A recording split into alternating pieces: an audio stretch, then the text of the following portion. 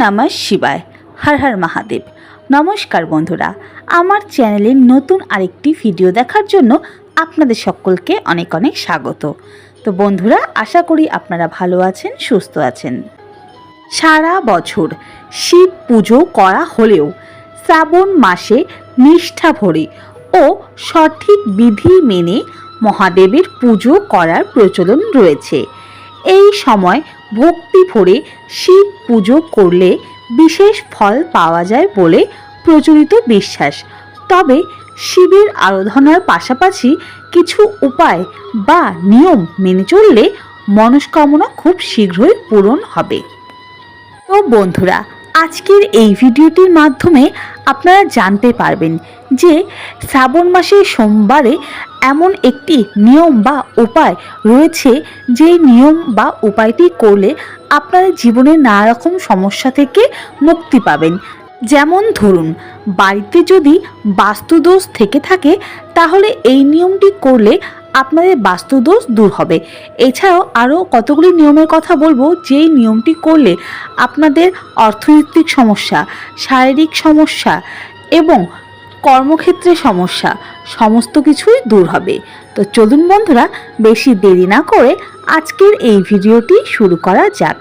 ভিডিওটি শেষ পর্যন্ত দেখার অনুরোধ রইল।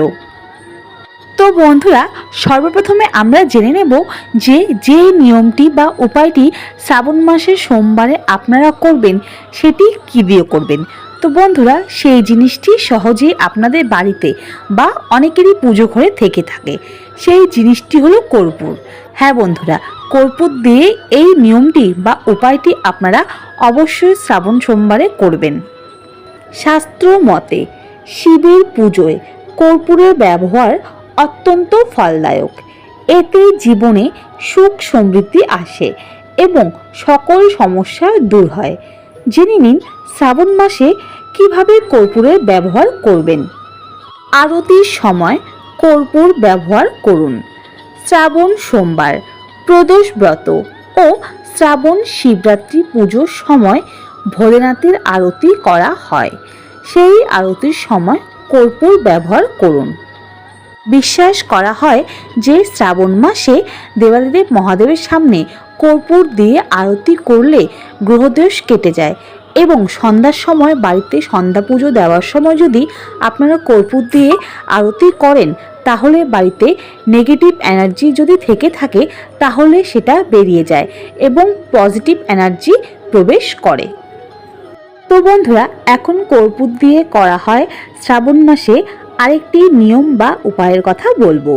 বিশ্বাস করা হয় শ্রাবণ সোমবারে বাড়ির প্রধান দরজায় কর্পূর ও ঘিয়ের প্রদীপ জ্বালালে ঘরে সুখ সমৃদ্ধি ফিরে আসে, আর্থিক অবস্থাও মজবুত হয়। হিন্দু ধর্মে কর্পূর এবং চাল অত্যন্ত শুভ বলে মনে করা হয়। শ্রাবণ মাসের পুজোয় কর্পূর ও চাল ব্যবহার করলে মহাদেবের আশীর্বাদ পাওয়া যায়। এক মুঠো চাল নিয়ে তাতে কর্পূরের ছোট টুকরো মিশিয়ে নিন। বাড়ির প্রধান দরজার বাম দিকে এই অক্ষত ও এক টুকরো কর্পূর রাখুন। তারপর অক্ষতের কিছুটা অংশ আপনার পার্সে বা আলমারিতে রেখে দিন। এতে আর্থিক লাভ ঘটবে।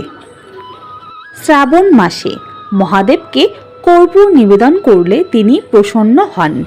শ্রাবণ মাসে শিবলিঙ্গে কর্পূর অর্পণ করুন বা কর্পূর জলে মিশিয়ে মহাদেবের জলাভিষেক করুন। তারপর এই কর্পূর মিশ্রিত জল ঘরের চারিদিকে ছিটিয়ে দিন। এতে বাড়ির আর্থিক অবস্থা ভালো থাকবে। মহাদেবের পুজোর সময় এক টুকরো কর্পূর নিবেদন করুন। তারপর এই কর্পূর আপনার পার্সে রাখুন।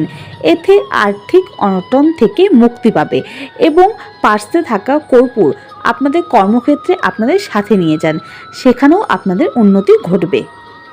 তো বন্ধুরা, আশা করি আজকের এই ভিডিওটি আপনাদের ভালো লেগেছে এবং ভিডিওটি দেখে আপনারা একটু হলেও উপকৃত হয়েছেন। ভিডিওটি যদি ভালো লেগে থাকে অবশ্যই লাইক, কমেন্ট, শেয়ার করে দেবেন। চ্যানেলে নতুন হয়ে থাকলে অবশ্যই চ্যানেলটিকে সাবস্ক্রাইব করে আমাদের পাশে থাকবেন। আমার চ্যানেলে শ্রাবণ মাসে সম্পর্কিত আরও অনেক ভিডিও দেওয়া রয়েছে, আপনারা গিয়ে সেগুলো দেখে নিতে পারেন এছাড়াও পুজো পাঠ সম্পর্কে আরও অনেক ভিডিও আমার চ্যানেলে দেওয়া রয়েছে। আজকের এই ভিডিওটি সম্পর্কিত যদি কোনো প্রশ্ন আপনাদের মনে থেকে থাকে তাহলে অবশ্যই কমেন্টের মাধ্যমে জানাবেন। ভিডিওতে যদি কিছু ভুল বলে থাকে তাহলে অবশ্যই আমাকে ক্ষমা করে দেবেন।